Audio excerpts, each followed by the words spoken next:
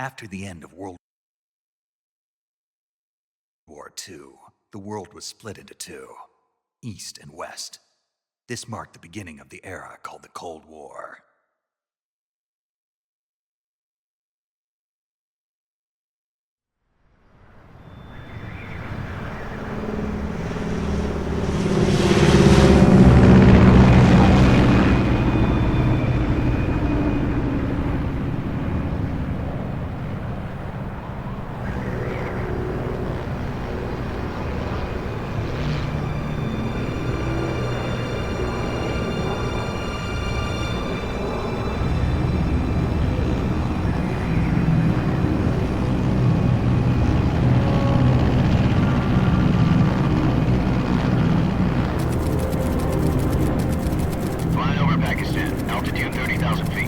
Approaching Soviet airspace. 20 minutes to drop off. Commencing internal depressurization. Equipment check. Arm main parachute. All right. You ready to go? Drop zone still showing a high pressure mass. Cav okay. Good. We've got high visibility.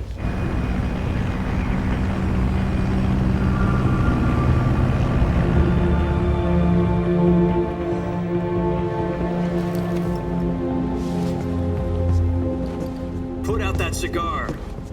Connecting oxygen hose to interior connector. Put on your mask.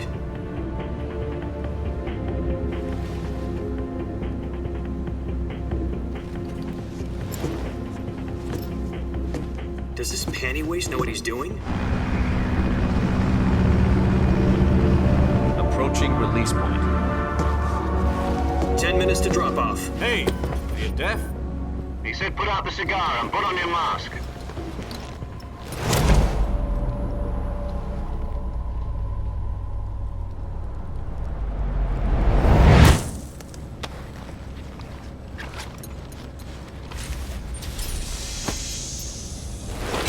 Depressurization complete. Checking oxygen supply. 6 minutes to drop off. Opening rear hatch.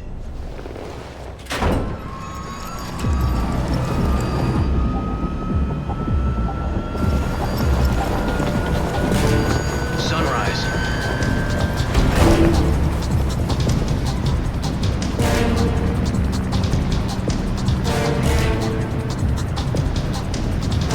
External temperature minus 46 degrees Celsius. 2 minutes to drop off. Stand up. You'll be falling at 130 miles per hour. Try not to get frostbite from the wind chill. 1 minute to drop off. Move to the rear. Activate bailout bottle. This is one for the history books. The world's first halo jump. 10 seconds to drop off. Stand by. Status okay. All green. Prepare for drop-off. Countdown. 5, 4, 3, 2, 1. Spread your wings And fly. God be with you.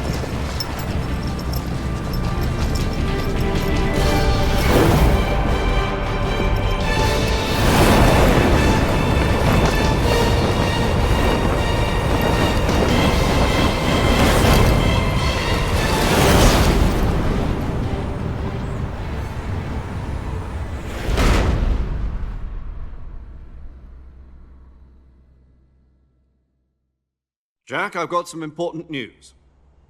The head of the CIA has finally given us the green light for the virtuous mission. Virtual mission? No, the virtuous mission.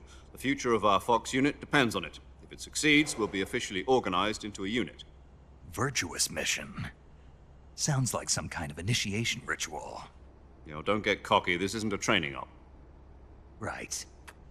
So what exactly is this wonderful mission?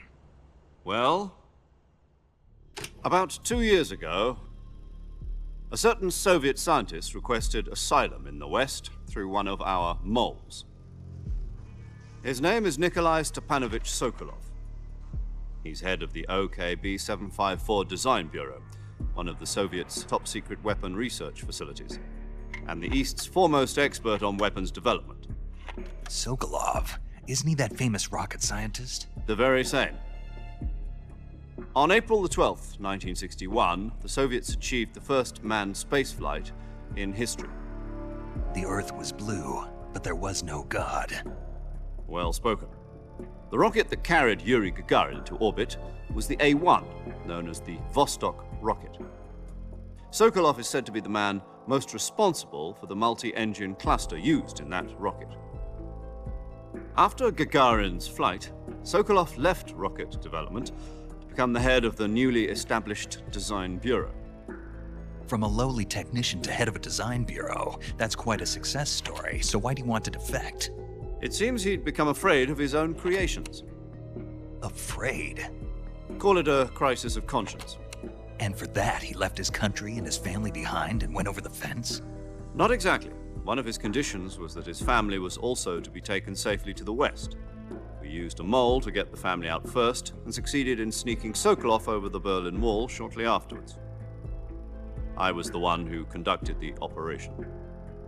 The security on the eastern side was still full of holes back then. Then what? We got Sokolov over in one piece, but the whole ordeal had left him exhausted, and we checked him into a hospital in West Berlin. It took him 2 weeks and more than 600 miles to get from the research facility in the Soviet Union to Berlin. He was in no condition to say anything coherent. And it was only a week later that we had something much bigger on our hands. The Cuban Missile Crisis. October the 16th, 1962, President Kennedy received word that the Soviets were in the process of deploying intermediate-range ballistic missiles in Cuba. The President demanded that the Soviets dismantle and remove the missiles. At the same time, he announced a naval blockade to prevent further missile shipments from reaching Cuba. But the Soviets didn't back down, instead placing their armed forces on secondary alert. Soviet transport ships carrying missiles continued on course towards Cuba. US and Soviet forces went on alert for an all-out nuclear war. Frantic negotiations were conducted through the UN's Emergency Security Council and unofficial channels to end the hair-trigger standoff. Finally, on October the 28th, the Soviet Union agreed to remove its missiles from Cuba, and so the world avoided a nuclear holocaust. But in order to get the Soviets to pull their missiles out, we had to make a deal. You mean the one where the US agreed to remove its IRBMs from Turkey? No. The Jupiter IRBMs deployed in Turkey were obsolete, and we were going to get rid of them anyway. They had no strategic value whatsoever to either the US or the Russians. The Turkey deal was a ruse, a cover story that was fed to the other intelligence agencies around the world. So what did the Russians really want? Sokolov. They wanted us to return Sokolov. You mean the Soviets pulled out of Cuba just to get their hands on Sokolov? That's right. What the hell was he working on? At the time, we had no idea. We were running out of time. It was either give up Sokolov or risk full-scale nuclear war. In the end, we had no choice. President Kennedy gave in to Khrushchev's demand. The next day, I got Sokolov out of the hospital, handing him over to agents on the eastern side. Sokolov kept on screaming, "Save me," until he disappeared from my sight. Then a month ago, we received some new information from one of our moles. About Sokolov? Yes. He was taken back to the research facility and forced to continue working on the weapon in question under KGB supervision. What's more, it's on the verge of completion. So what kind of weapon is it? Something to do with space rockets? No, missiles. Same technology.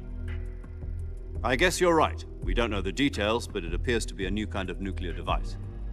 For half a year now, the Soviets have been conducting frequent nuclear tests at Semipalatinsk. Something to do with the weapon, I assume. We're talking about a secret weapon so big that Khrushchev was ready to pull out of Cuba to get it back. Is Sokolov still in the facility? No. According to our intelligence, he's in Selinoyarsk, a place in the mountains about 3 miles to the west that's known as the Virgin Cliffs. The Virgin Cliffs. Nice name for a virtuous mission. They moved him there just recently. Why? Apparently, they're conducting a field test of the weapon, but it's our best chance to get him back. This mission would never have been possible if he was still in the research facility. This is our last chance. Sokolov must have known that too when he contacted us.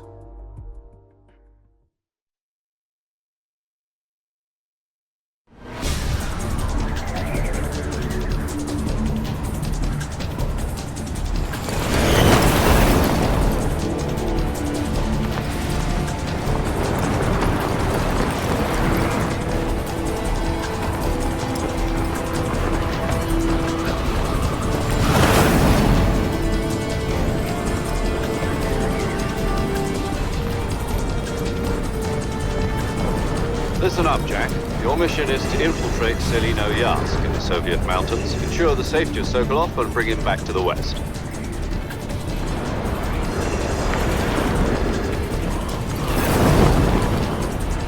If we don't get Sokolov back before that weapon is complete, we'll be facing a major crisis. The clock is ticking.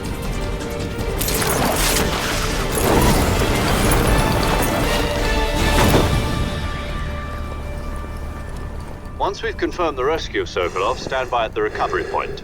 A recovery balloon will be dropped at that point. Helium will be pumped into the balloon to inflate it. The process takes about 20 minutes. Once it's complete, the gunship's arm will latch onto the balloon and pull it up. The Fulton surface-to-air recovery system. I'm familiar with the theory. Take it easy. It's been combat proven. Do you think Sokolov is up to it? The shock will be less than during a parachute jump, and the arm can handle up to 500 pounds. So you're planning on going over the border in a single combat Talon? She's equipped with two 6-barrel 20mm Vulcan cannons, as well as two 40mm machine guns. Sounds like she could hold her own against a battalion of tanks. Even with the fuel in the reserve tank, we're facing a 4-hour time limit. If all goes well, it shouldn't take more than a few hours. Home in time for dinner. But if anything goes wrong, you'll be eating dinner, breakfast, and all the rest of your meals in the jungle.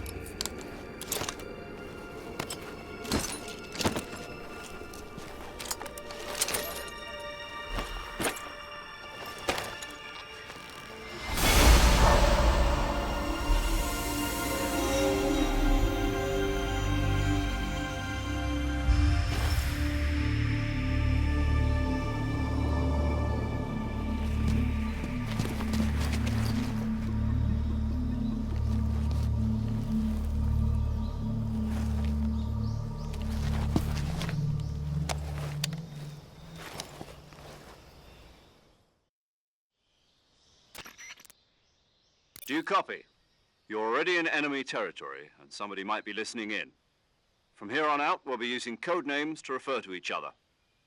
Your code name for this mission will be Naked Snake. I'll be referring to you as Snake from now on. You're not to mention your real name. Snake? Oh, you don't like snakes? What do you mean? Well, you've eaten one before, haven't you? In survival training. I'm glad to hear that. I don't know if I'd ever order one in a restaurant, but... Be careful, you might not have a choice. What about you, Major? What should I call you? Let's see. I'll be Tom. Call me Major Tom. This will be a sneaking mission. You must not be seen by the enemy. You must leave no trace of your presence. Is that clear? This kind of infiltration is the Fox unit's speciality. In other words, weapons and equipment are procured on site. That goes for food as well. You're completely naked, just as your name implies. Great. Now I see why you asked me if I like snakes. I suppose calling me Snake was your idea of a joke, too. No, there's a good reason for that. I'll tell you later when the time is right. Gotcha. Getting back to the subject, how exactly am I supposed to feed myself? You've been issued a knife and a tranquilizer gun. Use them to hunt for food. You'll also find some medical supplies in your backpack. Yeah, about the backpack. I lost it in a tree on the way down. I see. Well, you'd better go back and get it then. You know where it is? No problem. I can see it from here. It's stuck on a branch. To climb a tree, stand in front of a tree that's covered in ivy and press the action button. I'll be monitoring your progress over the radio. We can't risk violating Soviet airspace, but I'll be in the gunship. My frequency is 140.85. I'll give you a call if I need to talk to you. If you need to talk to me, use the send function. Okay, Snake, go get your backpack.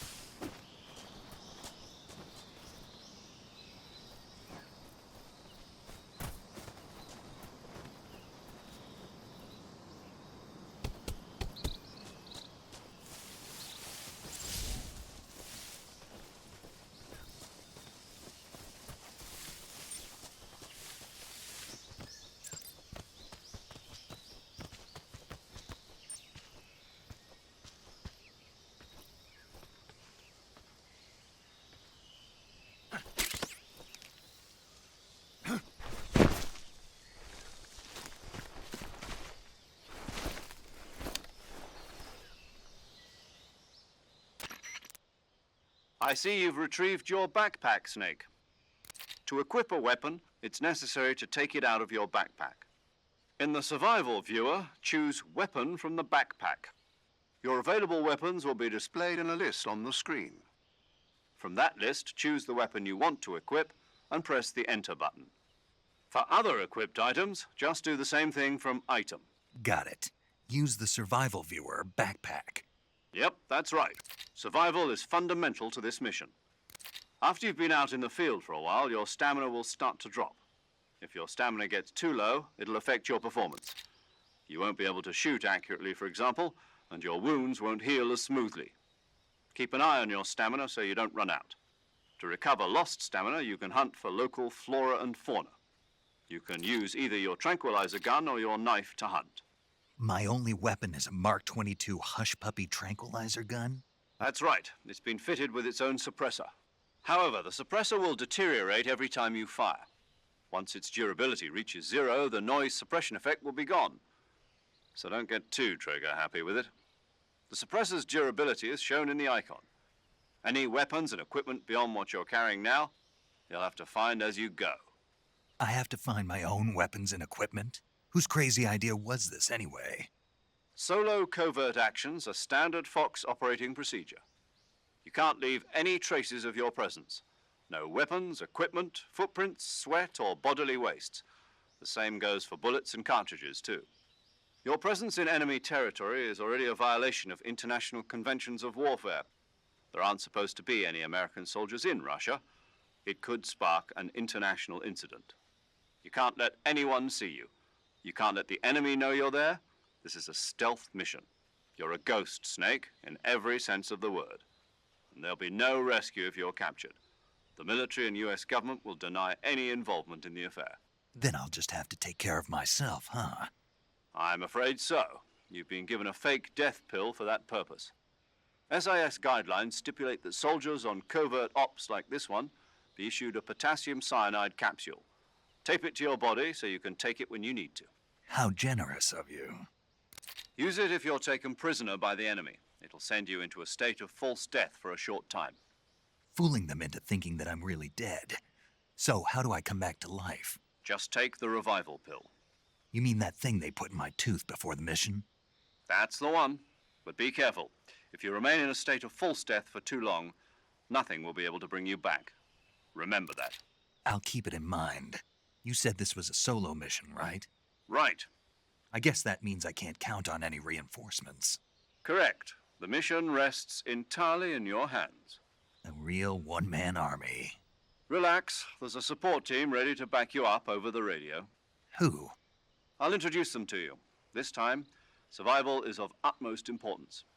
The first member of the support team will be in charge of monitoring your physical condition, acting as a medic, so to speak, as well as recording your mission data. She's a member of Fox as well, and she's here on the gunship with me. She? Hello, Snake. I'm paramedic. Nice to meet you.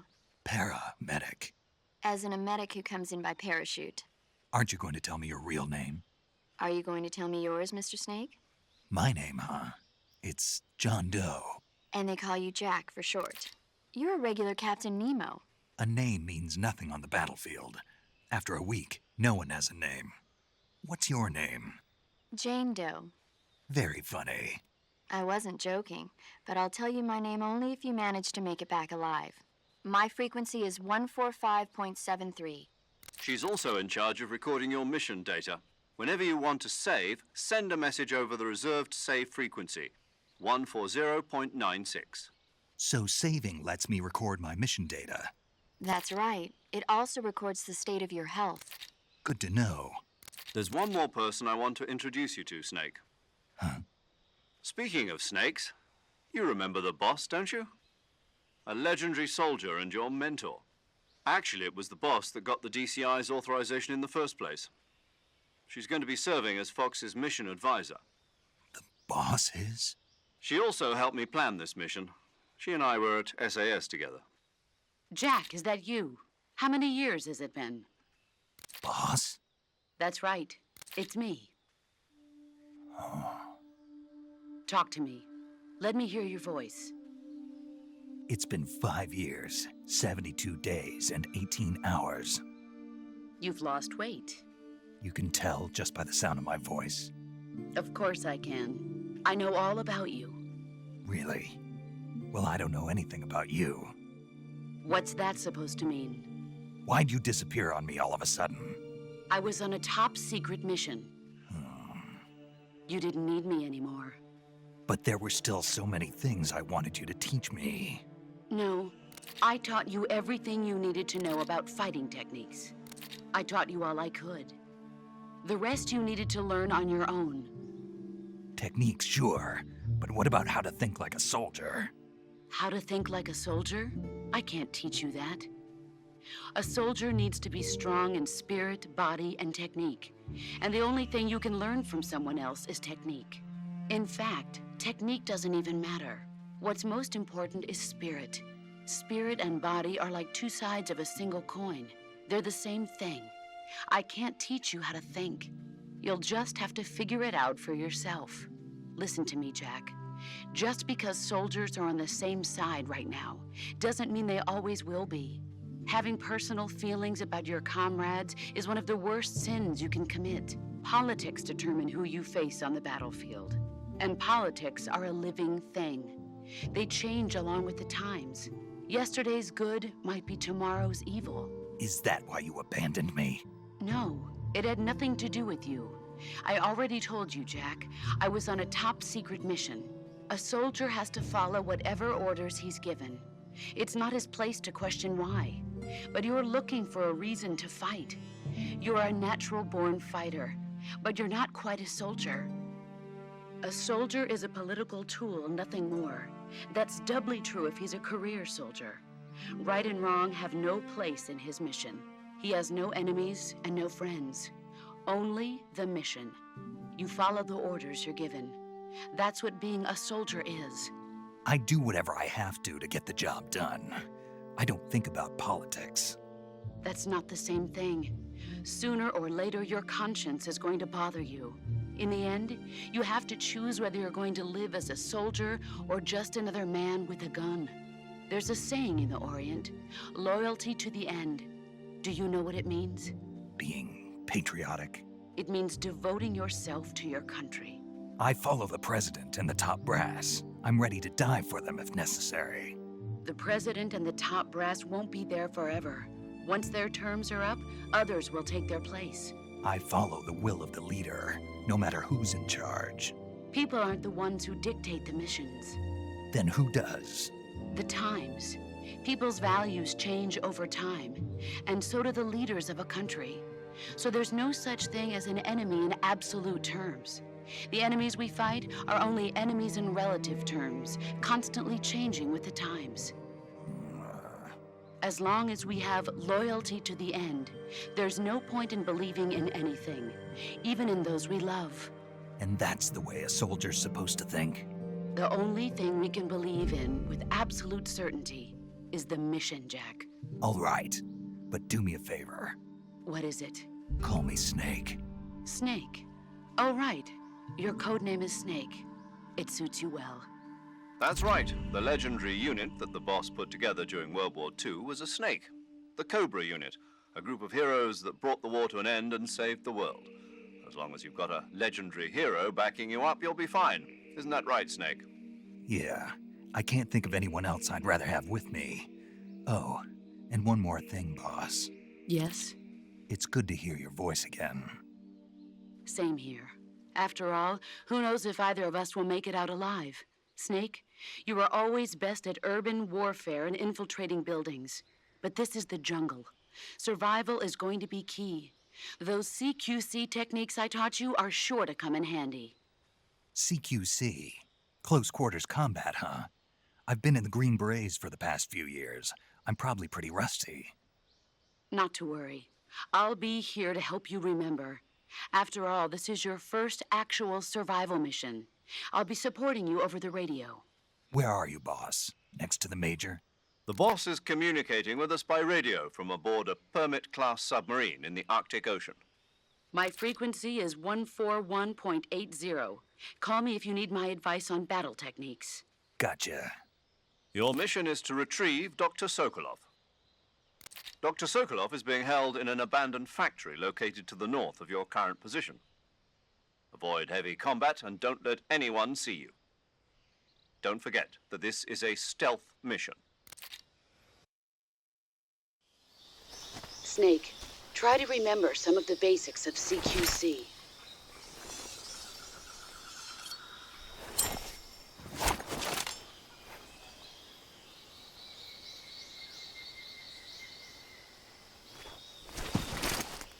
Commencing virtuous mission now.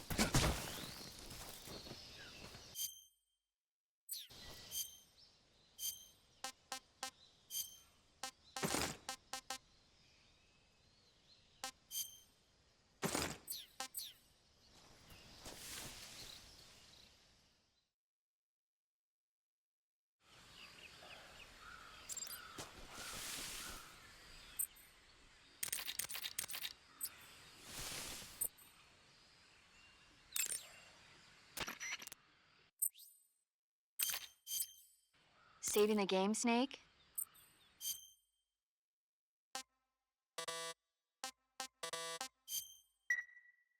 Hey, Snake, you ever heard of Godzilla King of Monsters? No, what is it? It's a movie.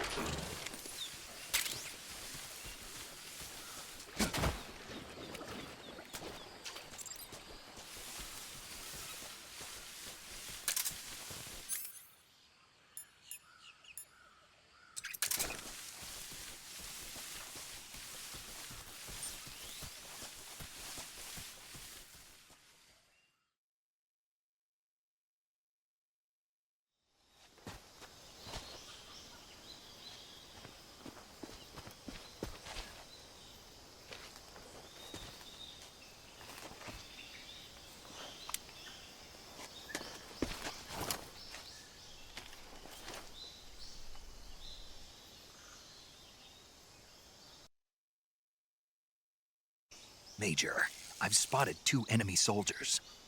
They're probably KGB troops sent to guard Sokolov. AK-47s and grenades.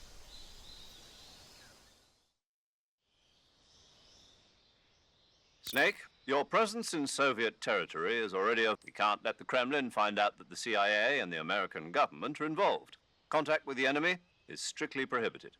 Don't engage them in battle either. This is a stealth mission. Got that? The Major is right. The point of this mission is to sneak through the jungle. The success of the mission depends on...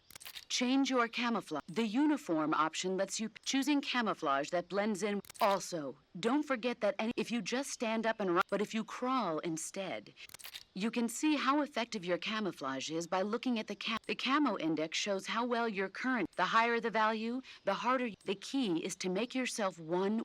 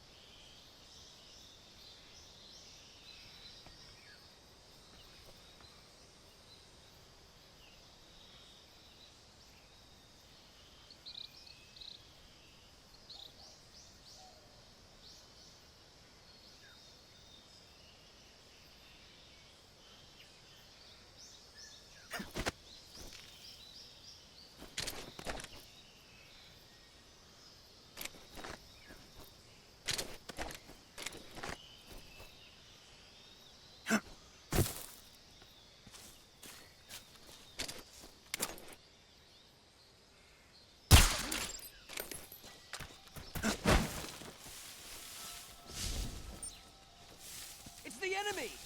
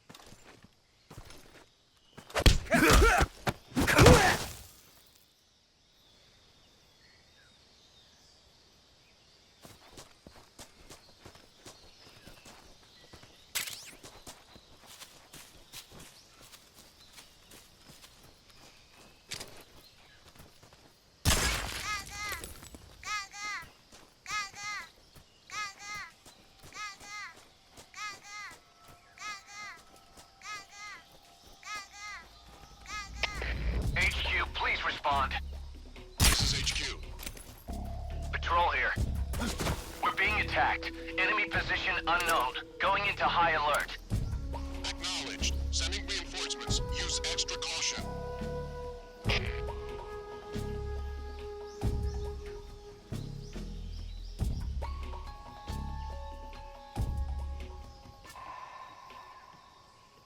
What's wrong?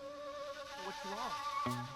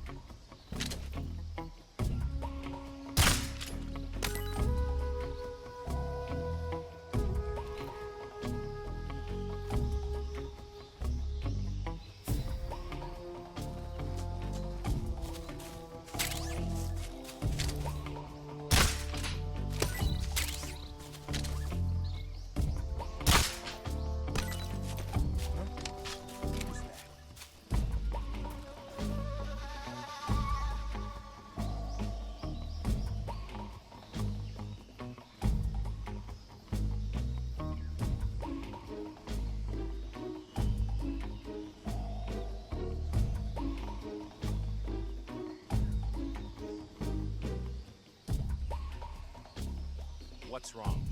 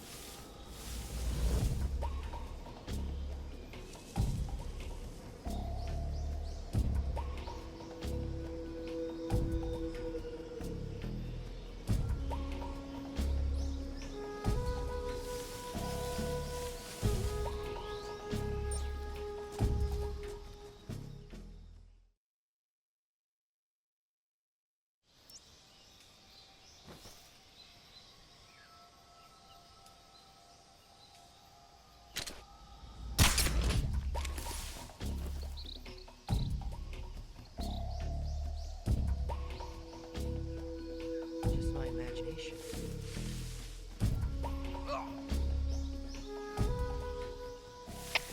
Come in, HQ.